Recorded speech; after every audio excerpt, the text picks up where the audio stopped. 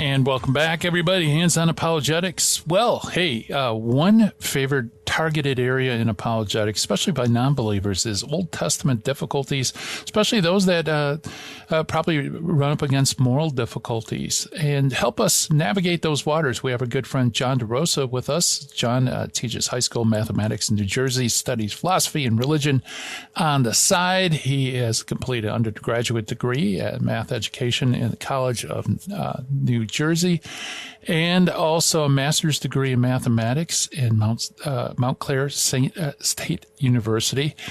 He has a fantastic website that you got to check out. It's called classicaltheism.com, where he interviews some of the best out there. And he himself, very, very sharp mind. He also has a book out by Catholic Answers Press that I highly recommend. It was on my recommend list a while ago. It still is. It is One Less God Than You, How to Answer Slogans, Cliches, and Fallacies that Atheists Use to Challenge Your Faith. And John, welcome back to Hands on Apologetics. Gary Machuda, thank you so much for having me back. It's great to be here. I heard you mention in the first segment how we recently did an interview on your book, The Gospel Truth. So I really enjoyed that. I'm excited to promote that some more when it's released, and I'm excited to get into the topic today. Yeah, absolutely. Let's see. Old Testament difficulties. I was really thrilled to find out that you wanted to talk about this subject, because this really is a favorited area, right? Because a lot of Catholics, if they know the Bible, they probably don't know the Old Testament very well, and they probably don't even know about some of these difficulties that we're going to raise. Yeah, and I like that you started naturally classifying the difficulties right off the bat, where we're today going to be discussing some particular moral difficulties in the Old Testament. But when it comes to defending the Bible, which we as Catholics believe is inspired, both Old and New Testaments, and inerrant in the ways that the church has taught and qualified, we want to be able to, walk people through and show them that it's still reasonable to believe the Bible today. And they might run into difficulties where they think the Bible conflicts with science. They might run into difficulties where they think the Bible conflicts with morality. They might run into historical difficulties or alleged contradictions. There's all these different categories of difficulties that you want to be prepared to deal with some consistent principles so that you can explain it well. And today we're going to focus in on some of those moral difficulties that deal with the Old Testament. Is this something that we should focus on, especially if you're talking to non-believers, right? Would it be better to really focus more on proofs for the existence of God or Jesus is the Messiah? Like, where does it fit in that hierarchy? No, that's a great question. And on our Classical Theism podcast, we're always looking at the three pillars of defending God's existence, defending Jesus as our Messiah and Lord, and that he founded the Catholic Church. And I do think those are the three fundamental building blocks, complementary articles of our worldview, Catholicism. And I think it is worth spending a bulk of our time on those. Nonetheless, I don't think we should shrug off these Old Testament difficulties. And so you might say, well, why bother? Why address these things dealing with slavery or polygamy or the, alleged practice of taking war brides? You might just be thinking, DeRosa, what's the big deal? This is just getting into Old Testament minutia. So many people don't take God or Jesus seriously. Their eyes are going to be glazed over if we're taking them into Deuteronomy and boring them with the Mosaic covenant. Why do this? And while I agree that the big issues are important, I think we have to be ready to respond to those who cite particular problems as paving the way to why they left the church. And I'm toying around with this new idea, Gary. I'm calling them quote unquote clobber topics. And I haven't really talked about this yet. It's just a little rough in my mind. I hope you don't mind me sharing it with your listeners for the first time. But what I think these are is sensitive issues that when an unsuspecting believer gets blindsided with them, whether by a teacher or a peer, sometimes they get so clobbered by it that it's difficult and tough to recover, even if they do try to search out answers later. I think one of those topics, just to give an example, is Adam and Eve, which we've talked about in previous shows, and I'm not going to rehearse the whole thing here. But I was having lunch with a friend recently, a friend of the show. He listens to both of our shows. Nice guy named Dan, who's really doing a lot of great work for the church. And he was getting ready to teach a class, and the topic of Adam and Eve was one of the things he wanted to cover. And he searched out some good Catholic sources on the topic. Were Adam and Eve real? And found our podcast and saw some great material, and he really appreciated it. But how many people are not aware of those Catholic distinctions? Imagine you just get pummeled one day with the notion that, hey, scientists have demonstrated evolution, and there's no possible way there was a real Garden of Eden with two people, right? Do you just blindly believe whatever religious people tell you?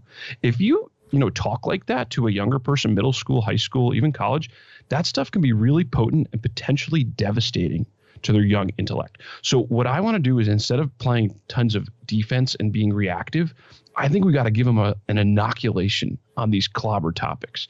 I think if they can hear some of the best answers ahead of time, then when they get brought up in conversation, they'll be ready for it a bit and they won't get clobbered.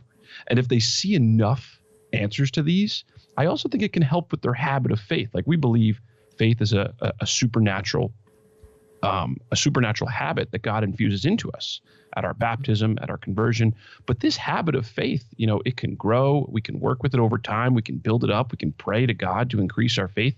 And I think if the young people hear some good answers ahead of time, then maybe if they come across a topic they've never heard, they'll be like, oh, well, I know there's answers to Adam and Eve. I know there's answers to these other difficulties. Let me find some good Catholic sources, and they'll be more patient and willing to search for good answers. So I think these Old Testament difficulties fit into this category that I'm calling clobber topics, and I want to give our young folks an inoculation against them. Yeah, that's actually sounds like something we should work together on, because I wrote a book a while ago called How to Wolf-Proof Your Kids, which is kind of like that, preemptive material to help kind of inoculate people, or children especially, from these things.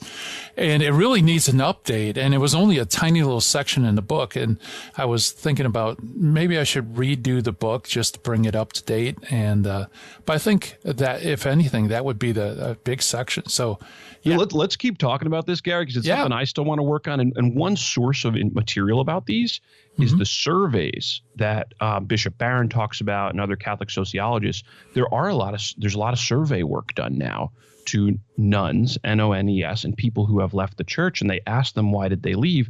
And often a number one answer is that they grew up and they didn't think the faith had answers to their questions, or they just stopped believing the church's teachings. And then when you probe that a layer deeper and ask, well, what specifically?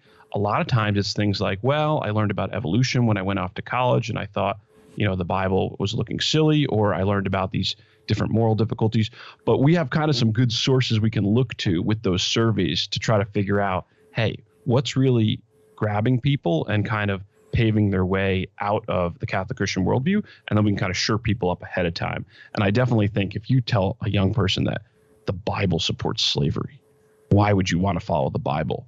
They're going to be caught way off guard. So that's going to hopefully give some folks some principles. And also we'll go into a little bit of the specifics today. Obviously, we can't cover everything, but I thought I'd give one great source at the outset, Gary, so that anything we don't get to, if the guests really want a really sound introduction to the Old Testament, it's huge. This is like so heavy. It's like a cinder block. I'm trying to hold it up if you're not watching the video. It's called A Catholic Introduction to the Old Testament. Catholic Introduction to the Bible, the Old Testament, by John Bergsma and Brant Petrie. And it goes into all the difficulties. It has sections on everything. It also gives you great introductions to the books, and you can kind of just look up things in a topical fashion. So we're going to zero in on a few difficult ones today, but I just wanted to give that resource to folks. If you have like a library of Bible books, this will be a great one to have in it. Oh, yeah. Yeah, absolutely. And there's not much out there from a Catholic perspective that does it as well as they do. I highly recommend that. Now, John, earlier you mentioned that there are some general principles that we're going to be using to handle these difficulties. Maybe you can lay that out, and then on the other side of the break, we can jump into them. That sounds great. Yeah. So I'll give, actually, I'm going to give two questions you can ask people, because when you're in dialogue on these topics or conversation, a lot of times it's a great move to ask questions first. Takes the pressure off, listen to what people are saying, and then try to articulate some principles in response. So I'll give two questions and two principles, and then we'll kind of dive into them deeper throughout the interview and see how they apply to things like slavery, polygamy, and the taking of war brides, or the alleged taking of war brides. A couple questions you can ask. Someone says like, oh, did you know the Bible endorses slavery, polygamy, and war brides? How could you believe in such an immoral book? Start with some framing questions. You could still ask, one, well, hey, if that's true, that wouldn't mean God doesn't exist, right? And it wouldn't mean Jesus didn't rise from the dead, right? And that can kind of help see if your interlocutor is more concerned with the big issues or if they want to zero in more on this specific difficulty. Because if they're honest, they should be able to grant just because there's a difficulty in Scripture, it wouldn't mean that God didn't exist, and it wouldn't mean that Jesus didn't rise from the dead. At most, it would simply prove that, well, there's some difficulties in Scripture. Perhaps you need to revise a particular theory of inspiration or inerrancy, but it wouldn't mean you have to chuck out your belief in God or your belief in Jesus, at least not that quickly. So that's just a framing question to see if they're going to be honest in this discussion or if they're just really trying to clobber you. And a second big one I like to ask, focusing on those difficulties, is, well, hey, okay, you're saying the Bible endorses slavery, polygamy, and war brides. I'm curious, what are some of the Christian answers you've heard in response to this issue? Or what are some of the Christian responses you've heard about this? And then just listen to what they say, because they might have only been asking people who are completely stumped and give them nothing in reply. You can see how much homework they've done. Maybe they're just finding lists of verses on the internet. And so by asking this question and remaining calm, you can see, is this someone who's just trying to disprove your worldview in 10 seconds? Or have they actually done some serious homework on the issue and they can cite you chapter and verse and what in specific they find wrong with it? So those are two just questions to keep in your back pocket to ask. If this is true, it wouldn't mean God doesn't exist, right? And what are some of the Christian responses you've heard on this issue? And then just let them talk and hear more. Okay. But then when you are ready to respond, what are some principles to keep in mind? Two big principles. And if listeners want to see this in action, Gary, I actually had a dialogue on my show recently with an atheist, and we talked about one of these difficulties, and I tried to use these two principles in the conversation so they can kind of see how that works. Principle number one is that our worldview is going to significantly impact how we interpret the text. Since we believe that Jesus is the Messiah who came to save us from our sins and fill the old covenant, make atonement for us, raise us up to new life in him, we trust him and the church that he founded when it teaches us that the Bible is inspired. So we're going to give alleged difficulties, we're going to try to give them a more favorable reading than someone who's coming at these points as an atheist. In other words, in the dialectical context of the conversation, we're not setting out to prove that the Bible is true here. Rather, our aim is more modest. We just need to show one way these texts can be understood that's consistent with Catholic Christianity being true. And I think that's a burden of proof we can happily meet. So people might kind of panic and get themselves on the back foot here. But hey, just remember the context. Our worldview is important here, and we'll interpret how we interpret the text. Yes, exactly. So the second principle is going to be, just because the Bible regulates something doesn't mean that God approves it in an unqualified way. And this is something actually that the Bible teaches about itself. And in fact, the Word teaches us about the Word. When we go to the New Testament, and you can go to Mark chapter 10 for Jesus, or Matthew 19, same idea, for Jesus's teaching on divorce. And he specifically notes this example in practice because he says that Moses permitted you to divorce your wives because of your hardness of hearts, but from the beginning it was not so. And then he gives us that God intended for marriage to be one man and one woman for a lifetime until death do them part. And so the importance of that passage with respect to our principle, just because the Bible regulates something doesn't mean God approves it, is that Jesus is giving us a hermeneutical tool, a tool to help us interpret certain regulations in the Mosaic covenant. He tells us by giving us this specific example that there were some things that were not ultimately approved by God as part of his original plan, but nevertheless which were permitted or tolerated, also regulated and restricted, and yet over time and eventually they came to be not allowed, as Jesus' teaching on divorce is against divorce is very, very clear. So that kind of leaves us with wondering, well, hey, are there some other things in the Old Covenant that fall under this description. And I think there are, and we're going to be talking about some of those examples today. In their introduction to the Old Testament, Dr. Bergsma and Dr. Petrie point out that actually there's a lot of places in Deuteronomy 12 to 26, that section, a lot of those regulations and restrictions can be read as, yes, just that, regulations and restrictions given by Moses, but not and permitted, even though they're not necessarily ideal. They might be non-ideal, yet they're given in an early way, in a slow way, to help Israel grow up in their morality over time until eventually we get to the Sermon on the Mount. And a couple analogies I like to use to buttress this principle are a young child being taught an ethical system, or you can even think of someone undergoing some mental decline. So I'll give it in two different ways. First, imagine you have a 4-year-old and you're trying to teach them about right and wrong. It would be kind of just imprudent to bark a sophisticated moral code at that 4-year-old who is not in place to understand it. Maybe they can understand some basic things like we have to keep our hands to ourselves, or, sharing is important. But if you're trying to articulate to them a complex moral system, they're just not going to get it. So it wouldn't make sense to try to give that to them and punish them if they don't follow it, because they're not in a position to grasp it. Now, Pope Benedict XVI talked about this, and others.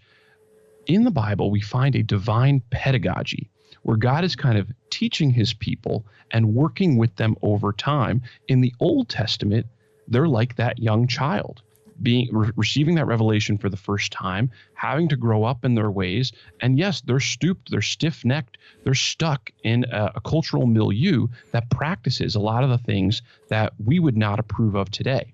And God doesn't say all of those things are just great and wonderful. Keep doing the slavery thing. You're just doing it so well. Have as many wives as you want. That's just so wonderful. No, the Bible doesn't say that.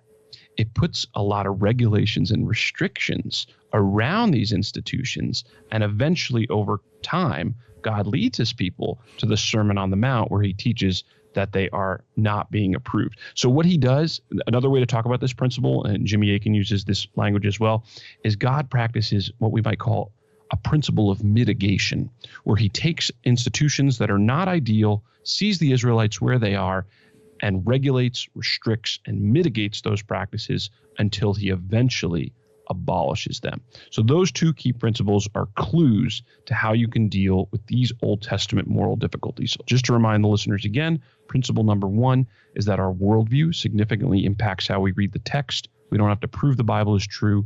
We just have to show that there's at least one way to answer these difficulties consistent with Catholic Christianity. And then principle number two, just because the Bible regulates something doesn't mean God approves it. All right, excellent. So let's go to the issue of slavery, and I think that's one of those things that can knock unaware people for a loop. Is that, wow, the Bible in the Old Testament, says a lot about slavery, and none of it is to outlaw it or abolish it, right? So how can you be a good God and have a good God regulating or not abolishing this horrible practice? No, and that's a good question. And if people will ask it very pointedly, if the Bible's God's word, wouldn't we expect it to unequivocally condemn slavery? So I think we can say a few things building on those principles that we met. The first thing I'll say is that actually I do think the Bible eventually gives us the principles that do lead to the condemnation of slavery, especially when Jesus teaches us to love our neighbor as ourselves, to love God with all our whole heart, soul, mind, and strength. And in the New Testament, you could read St. Paul's letter to Philemon, where he tells Onesimus to free his slave. I think that's a perfectly valid interpretation, and receive him as a brother in Christ. So eventually those principles are laid down. Now, they might not have been taken up by the culture right away. The culture which in the Roman times, and really any culture in history, has practiced some form of servitude in ancient times. They might not have agreed with that or just agreed to get rid of their institution right away. Nonetheless, the Bible did eventually give us those principles. But let's go back to the Old Testament. We have to realize that word slavery is not monolithic.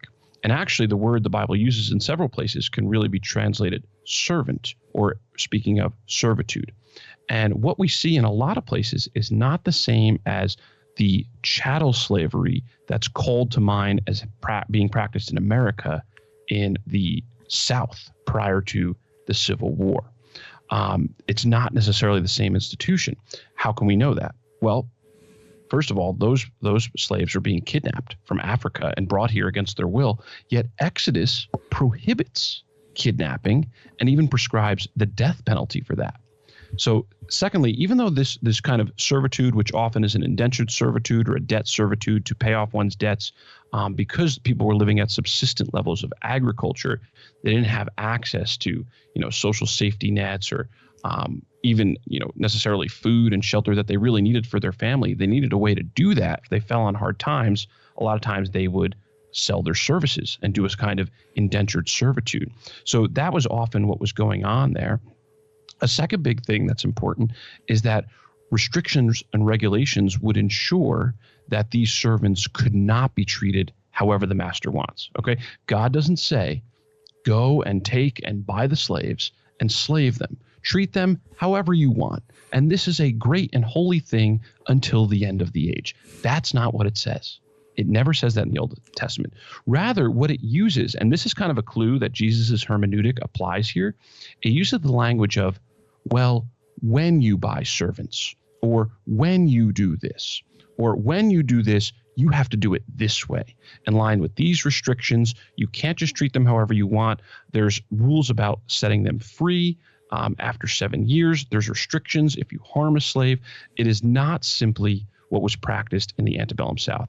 Another line of evidence that it's not is that there's some voluntary nature to a lot of the servitude in the Old Testament, because we see in Genesis 47:13, for example, Joseph's brothers during the famine are actually pleading with Joseph to buy us and make us your slave. They're pleading to become servants, to become slaves, because in those days, if there's a famine and you have no way to help yourself, you need access perhaps to that servitude just in order to survive. So what we find is that God uses this principle of mitigation to regulate and restrict slavery and the way it's done, which is really mostly an indentured servitude, though sometimes there are prisoners of war that are also servants as well. But then eventually he provides the principles to emancipate the slaves in the new covenant. So I think that's some important ideas to keep in mind. For people who want to go further into that, Gary, the texts you really got to deal with are Exodus 21 and Leviticus 25. Those are kind of the chapters that deal a lot more with the specifics, but I'm kind of just giving a bird's eye view of how we might go through it. Yeah, excellent. Yeah, so that's one thing. Another one, you actually already touched on it, is multiple wives, right? How is it that God was A-okay with the patriarchs having more than one wife, and yet today Jesus says, no, it's only one wife. Yes, and I think people are very confused by this when they go back to read about the story, or you can even read about the story when Samuel is born. And there's two wives in that story, and Hannah is not treated properly. And a lot of these Old Testament books, you go back and you start reading, you're like, wait a minute, why do they have all these multiple wives? Why didn't God just say they can't do this? And I'll say, actually, there's two positions you could take here. And the second one might take us to the other side of the break. But the first one is, you actually could hold that the practice was prohibited, but the prohibitions were ignored. And if you were going to make this argument, you would base yourself on Deuteronomy 17:17 and Leviticus 18:18. So that's 17:17 and 18:18. Deuteronomy 17:17 talks about how a king should not acquire many wives for himself, lest his heart turn away.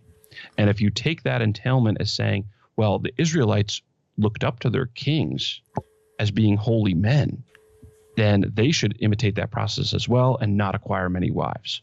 In the Leviticus passage, it comes at the end of a long section about unlawful sexual morality between family members that are too close. But at the very end of that, it says, and you shall not take a woman as a rival wife to her sister while her sister is still alive. But some people interpret this in the broader sense of, we're all brothers and sisters in the Lord.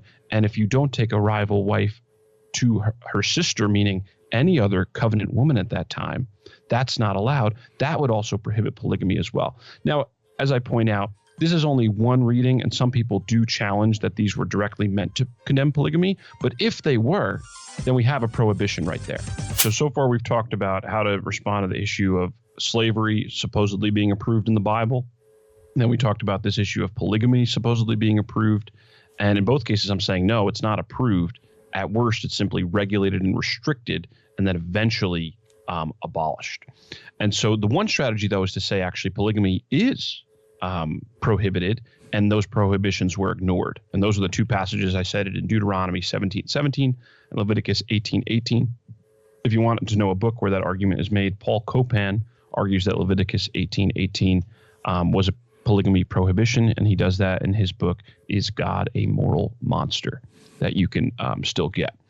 But what if people don't buy that interpretation? Well, another way to see this issue is with the principle of mitigation, like we talked about, where God regulates this practice of people taking multiple wives because of their hardness of hearts. But then we eventually see his original plan, like he had for Adam and Eve, one man and one woman until death do them part. Eventually that original plan is restored. And another way you can look at this too to make this argument, and Petrie and Bergsma touch on this, is the Bible is not a pro-gung-ho Old Testament book when it comes to multiple wives, because it includes all these stories where people have tons of serious issues because they try to take multiple wives. So you can look at David famously falling for Bathsheba. You could look at Solomon's heart turning away from God with the many wives, and you can go into examples where people do try to take many wives and it never ends up well for them. So you can argue the principle of mitigation, God restricting it, as well as the context and descriptions of what unfolds in the Old Testament point us to the fact that the Mosaic Law is not a gung-ho pro-polygamy document. It may prohibit it, or it may just restrict and warn against it through the stories that unfold. Yeah, very good. Now, one thing that I've heard raised by Islamic apologists is the taking of war brides. So why don't we touch on that? Yes, and this is a serious issue, definitely a clobber topic, because you can get blindsided with these verses that occur in Numbers 31 and Deuteronomy 21. And if you've never been given any context or thoughts on how to discuss them, they might just totally repulse you and make you think the Bible's endorsing something grotesque. And we specifically debated Deuteronomy 21. If people want to check that out over at classicaltheism.com/Deuteronomy 21, or just look for the recent episodes, we debated this passage. But in Numbers, Moses does direct Israelite warriors to keep the virgins alive for yourselves. And then in Deuteronomy 21, we get a further description. And some people just call to mind that this is permitting abhorrent and grotesque actions like battlefield rape and captive women that men are allowed to treat however they want. But you have to take a closer look at the text. First of all, battlefield rape is definitely not permitted by the Old Testament law, because the warriors, it was expected that they were to keep themselves from relations with women. And that's part and parcel of the idea that if you were to have marital relations, that would make you ceremonially unclean. And if the Israelites were waging a holy war, they don't want their warriors to be ceremonially unclean. They want to be on the side fighting for God the whole time. So something like a battlefield rape would definitely not permitted. Second of all, we have to look at the whole context of the Old Covenant. And in Deuteronomy 25, we get a prohibition of rape. It clearly lays it out of how a man who attempts to rape a woman, or a man who takes a woman and seizes her, a woman that's married. This is a clear violation, even comparing it to murder. He's violated her like murder, and you could see that in Deuteronomy 25. We also have a general statement in Leviticus 19:18 that the Israelites are to love their neighbors as themselves.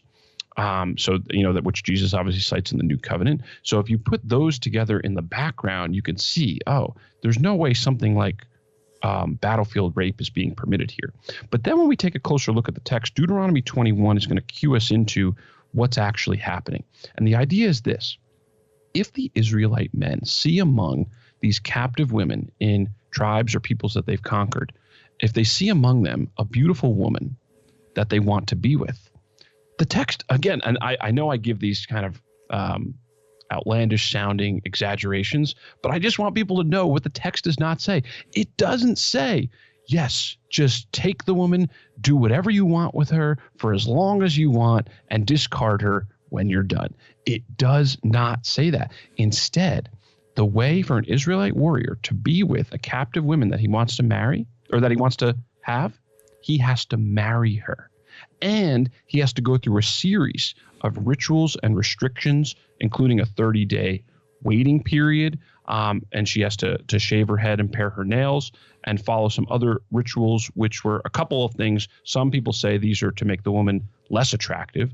And some people say they're to help rid her of some of her old pagan practices to get her ready for entrance into the covenant people so she could become and have all the privileges of other covenant women. But the point is, what's described here is not a battlefield rape, but actually a marriage ritual for how the Israelite warriors were to undergo this. And I'll just say this, Gary, too.